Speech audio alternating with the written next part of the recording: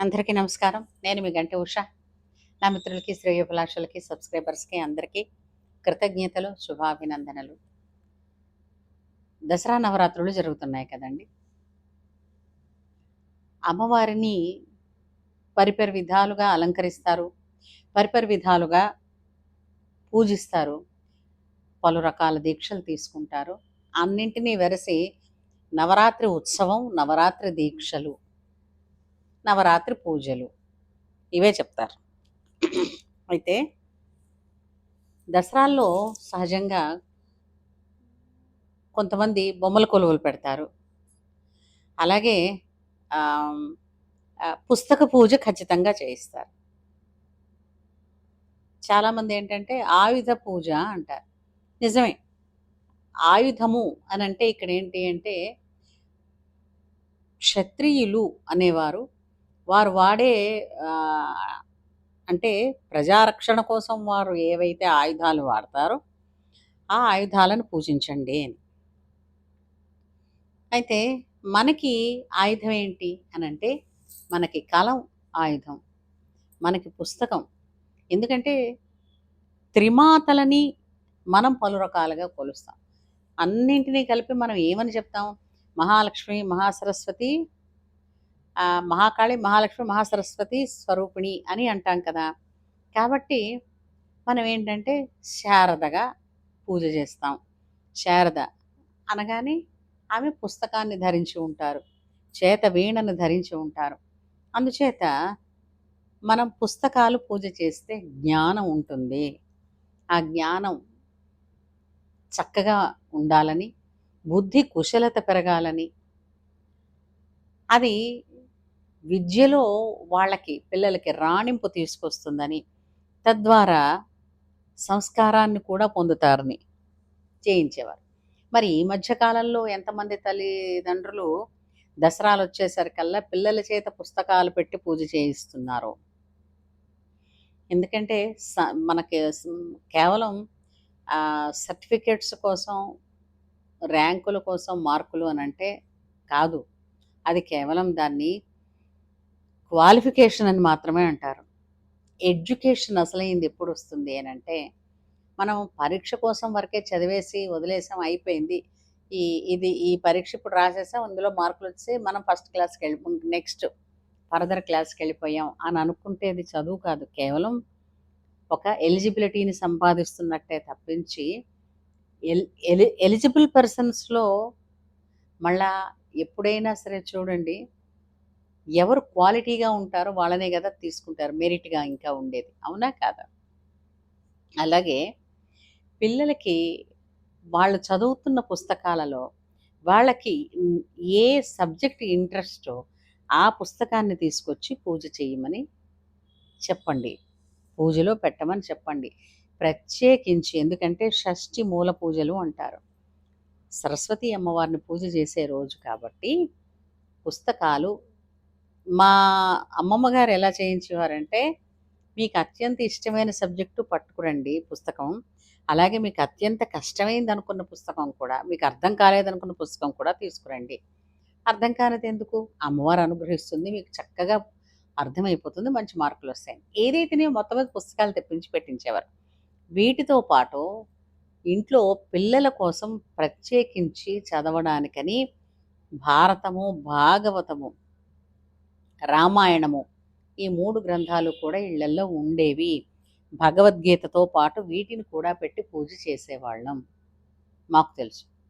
ఈ రోజున అసలంత జాగా ఎవరు ఇస్తున్నారు పూజకి అనేసరికల్లా, పూజ అనగానే ఎంతసేపు కూడా వీళ్ళు కట్టుకున్న చీరలు, అక్కడ అలంకరించిన ఆ కలశలు, దీపాలు, కుందులు, అరే! ఆడంబరం అంటే ఆడంబరం గాని, లేదంటే అది ఒక షో కోసం గాని అవి చెయ్యొచ్చు కాదనలేదు. వేడుక కొద్దీ చేస్తారు ఎవరైనా. కానీ ఒక్కటి గుర్తుపెట్టుకోండి ఎప్పుడైనా సరే. మనం చేసే పని పిల్లలకి సులువు అనిపించాలి, ఉత్సాహాన్నివ్వాలి, క్రియేటివిటీని పెంచాలి. బొమ్మల కొలువు ఎందుకు పెడతారు? బొమ్మల కొలువు ద్వారా ఇప్పుడు మన పురాణ ఘట్టాలని అక్కడ చిత్రీకరించి పెట్టేవారు. వాటిని అరేంజ్ చేసి బొమ్మల రూపంలో పెట్టేవారు. అది ఒక పిల్లని అట్టిపెట్టి అక్కడ, ఆ అమ్మాయి చేత బొమ్మల కొలువులోని ప్రతి స్టెప్పుని అర్థమయ్యేటట్టు చెప్పమనేవారు. అలాగే వాటిల్లో క్రియేటివిటీ పిల్లలకి ఇంకా అంటే ఇప్పుడు మీరైతే ఒక రోడ్డు వేస్తే రోడ్డుని ఎలా మీరు రోడ్డుని వేస్తారు. ఒక బిల్డింగ్ అయితే ఎలా కడతారు. ఇట్లాగా ఒక ఫ్యాక్టరీ అయితే ఎలా ఉంటుంది. ఇలాగా వాళ్ళకి చక్కగా క్రియేటివిటీ పెంచడం కోసమే ఈ బొమ్మల కొలువుని ఏర్పాటు చేశారు. పిల్లల్లో సృజనాత్మకత పెరుగుతుందని. హ్మ్. ఏ పనైనా అంటే మిగిలిన అంటే అసలు విషయం, అసలు పర్పస్ పక్కన పెట్టి మిగిలిన వాటిలో అలసిపోతున్నాం తప్ప, పర్పస్ అన్నది ఎందుకు అన్నది వెళ్ళిపోయింది. సో, బొమ్మల కొలువు ఖచ్చితంగా చిన్నదైనా సరే పెట్టించడం అన్నది పిల్లల చేతేస్తే పిల్లల మైండు అల్లరి, పనికిమాలిన మొబైల్స్ చూడడం ఇవి మానేసి క్రియేటివిటీ మీద దృష్టి పెడుతుంది. ఎన్నో వాటి మీద డబ్బులు తగలేస్తున్నాం. వాటి ద్వారా తిరిగి మనం సమస్యలే కొని తెచ్చుకుంటున్నాం. కానీ ఇలాంటి పనులు చేసి చూడండి. పిల్లలకి ఎంతో ఉపయోగకరంగా ఉంటుంది. మన మనసు ప్రశాంతంగా ఉంటుంది. వాళ్ళలో సృజనాత్మకత మేలుకుంటుంది. అట్లాగే పుస్తకాలు తీసుకొచ్చి వాళ్ళ క్లాసు పుస్తకాలు పెట్టి విధిగా పూజ చేయాలి. వాటితో పాటు ఇంట్లో భారతము, రామాయణము, భాగవతము, భగవద్గీత ఇత్యాది ప్రముఖ గ్రంథాలను పూజలో ఉంచి వాటిని పూజించాలి.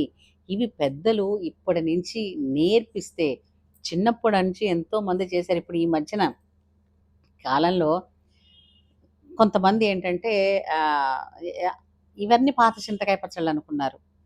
కేవలం అమ్మవారిని పెద్ద పెద్ద విగ్రహాలు పెట్టేసి లేదంటే ఇంక వేరే పూజలు చేసేసి మేము 1000 పువ్వులతో పూజ చేసాం, లేదంటే బంగారు పూలతో పూజ చేసాం, వెండి పూలతో పూజ చేసాం. మీరు ఎన్నైనా చేయండి.